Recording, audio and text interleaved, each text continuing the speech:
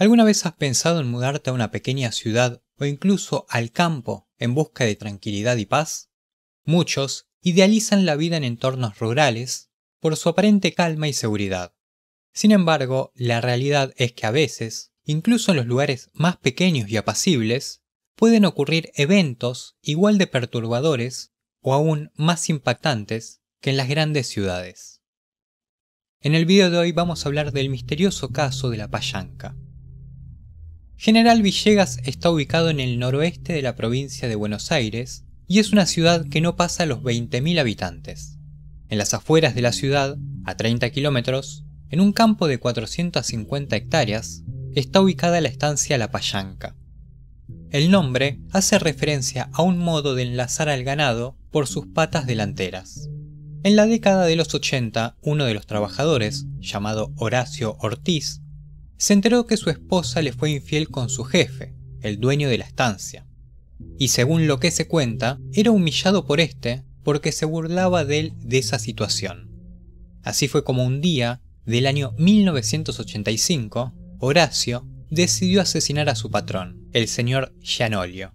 El arma utilizada fue una escopeta. Horacio fue declarado culpable y fue condenado a 8 años de prisión por el cargo de homicidio simple. Muerto el jefe de la familia Gianolio, la familia quedó compuesta por su viuda, María Esther Acheritegui, y sus 2 hijos, José Luis y Claudia. Con el paso del tiempo, el crimen del jefe de la familia Gianolio empezó a desaparecer un poco de los comentarios que se hacían en General Villegas. Ese crimen había revolucionado el lugar, un lugar normalmente tranquilo. María Esther, la dueña de la estancia, muerto su marido, se había emparejado con el capataz de la estancia, llamado Alfredo Raúl Forte, un hombre corpulento. Y para el año 1992, todo parecía volver a su ritmo tranquilo en el lugar. Tal vez demasiado tranquilo. La gente de campo suele ser atenta con sus vecinos, porque son los primeros a quienes se les puede pedir algo en caso de necesidad. Y los vecinos veían demasiado tranquila a la Payanca. Incluso había un tractor en medio del campo que llevaba días en el mismo lugar. Así que uno de los vecinos, extrañado por esto, el día 8 de mayo, decidió avisar a la policía, la cual envió una patrulla hasta la Payanca. Cuando los oficiales entraron al salón principal de la estancia, lo que encontraron fue una escena de terror. En el suelo se encontraba María Esther, de 46 años. Estaba muerta. Había sido asesinada de 2 tiros en la cabeza. Cerca de ella había un televisor caído. Al parecer, María Esther, al caer, chocó contra el aparato y cayó junto a ella. En ese mismo salón encontraron a José Luis, el hijo de María Esther. También estaba muerto de la misma forma que su madre, pero a diferencia de ella, se notaba que había sido golpeado con algún objeto, que se concluyó finalmente que había sido una barra de metal. La familia solía darle lugar para dormir a un linchera de la zona a cambio de algunos trabajos. Este linchera se llamaba Francisco Luna, y el lugar donde dormía era en el galpón de la estancia. Los oficiales siguieron revisando la estancia y llegaron hasta el galpón. Pero antes de entrar, la policía encontró algo extraño: 2 gatos muertos. Estos gatos muertos habían sido golpeados hasta la muerte, al parecer con el mismo objeto que habrían utilizado para golpear a José Luis. En una escena de un crimen tan atroz, encontrar 2 gatos podría parecer algo mínimo, pero lo llamativo era por qué habían matado a los gatos. Y también, lo extraño de esto es que los gatos habían sido posicionados de cierta forma que las colas quedaban formando una cruz. La policía, ante este extraño detalle, no se detuvo mucho tiempo y siguió revisando el lugar. Cerca había una botella de whisky marca Creadores vacía. ¿Podría ser Francisco el culpable? Muy difícil sacar conclusiones en ese momento. La policía entró al galpón y vieron el catre donde Francisco dormía, y se veía que alguien estaba ahí. Al acercarse, los oficiales vieron que era una persona. Otra persona que había sido asesinada a golpes y de un disparo que lo había desfigurado, pero sí, el cuerpo correspondía a Francisco Luna. En la Payanca había más personas que vivían allí. ¿Dónde estaba el capataz del lugar? ¿Y los otros trabajadores? La policía había encontrado varios muertos. Uno creería que seguirían buscando al resto de las personas. Pero tal vez, por la falta de recursos para trabajar en ese momento, o la incompetencia de la policía, al oscurecer se retiraron del lugar. Al otro día la policía volvió a la estancia y siguió con la búsqueda de las personas que vivían allí. Ese día 9 de mayo, los oficiales revisaron la tranquera. El día anterior no habían estado en ese lugar. En la tranquera encontraron el cuerpo de Alfredo Forte, el capataz. Había sido golpeado al igual que José Luis y también había recibido 2 disparos. Alfredo tenía los pantalones bajos. Esto había sido porque el cuerpo había sido arrastrado y en esa acción los pantalones se habían bajado. ¿Por qué motivo lo habían arrastrado? ¿Desde dónde lo habían movido? Ya eran 4 las personas muertas encontradas en la estancia.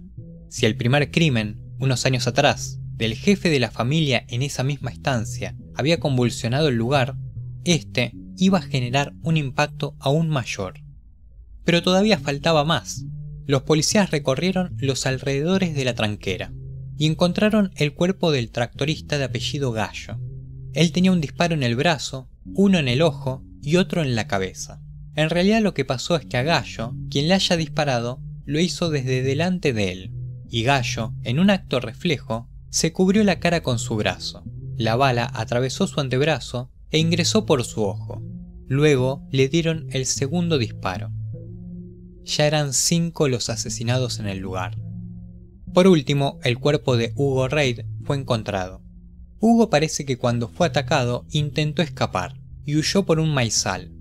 Llevaba consigo una bolsa con sus pertenencias dentro. En la bolsa había un poco de ropa, un facón y unos cassettes de música.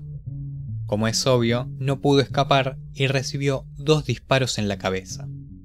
Ese día la policía también encontró una barra de metal que fue con la que todos fueron golpeados. Todos menos María Esther. La única sobreviviente de la familia había sido Claudia, quien no estaba en la estancia. Ella se encontraba con su pareja, un actor llamado Marco Estel. La investigación manejó varias posibles situaciones. Se decía que la familia había cobrado unos $50.000, que habían pedido un préstamo al Banco Provincia, que estaban atravesando un momento complicado económicamente, pero ¿podría haber sido ese el motivo del asesinato de la familia? ¿Todo por un robo? Podría ser. El salón principal había sido completamente revuelto. Incluso la billetera del hijo de la familia había sido vaciada y abandonada cerca de su cuerpo. Pero ¿cómo había sido el robo? Para controlar a todos los ocupantes de la estancia, para una persona hubiese sido difícil. ¿Y los gatos qué sentido tenían? Se manejó la posibilidad de que hubiera sido un asesinato relacionado a un rito satánico. Pero esto, posteriormente, fue descartado. Igualmente, la posibilidad del robo no cerraba completamente. Había mucho ensañamiento en los cuerpos de las víctimas. El arma utilizada nunca fue encontrada. Dado el número de asesinatos ocurridos en varios lugares dentro de la estancia, sería difícil que no hubieran rastros o evidencias que se pudieran recolectar. Había tantos lugares donde podrían haber quedado huellas, como en el salón principal de la estancia, o tal vez en la botella de whisky que los policías vieron, entre otros tantos sitios. Sin embargo, la policía no recolectó ninguna huella digital. Otra vez, ¿incompetencia policial? ¿Podrían policías estar involucrados en los crímenes y por este motivo la investigación era tan desastrosa? Todo era posible. Incluso se llegó a pensar en Horacio Ortiz, el trabajador que había matado al dueño de la Payanca en 1985. Para el momento del crimen de 1992 estaba libre. Si bien había sido condenado a 8 años, fue liberado a los 5. Pero fue descartado como sospechoso cuando se pudo confirmar que se encontraba en otra ciudad. Por tal crimen había mucha presión social y la prensa estaba sobre esta historia. Así que había que resolverlo de alguna forma, y cueste lo que cueste. un supuesto informante les dio varios nombres a la policía. 4 malvivientes fueron señalados. Supuestamente contaban que habían robado en la estancia. Por este motivo fueron encarcelados y habrían admitido su culpabilidad.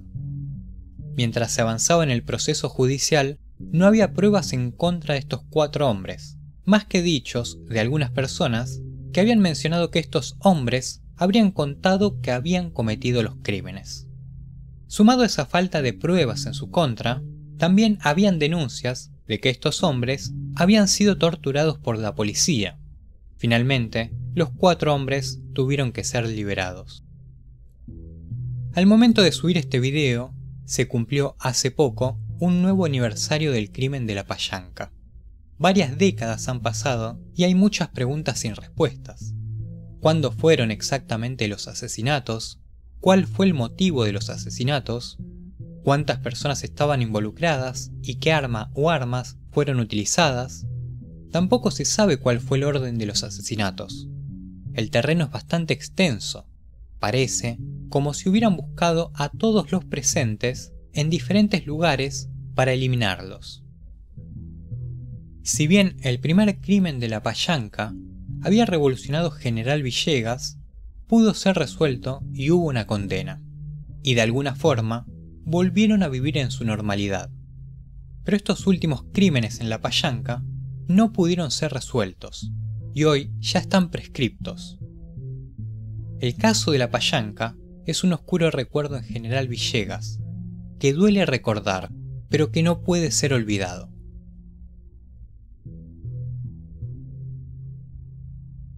Y nada más por el video de hoy.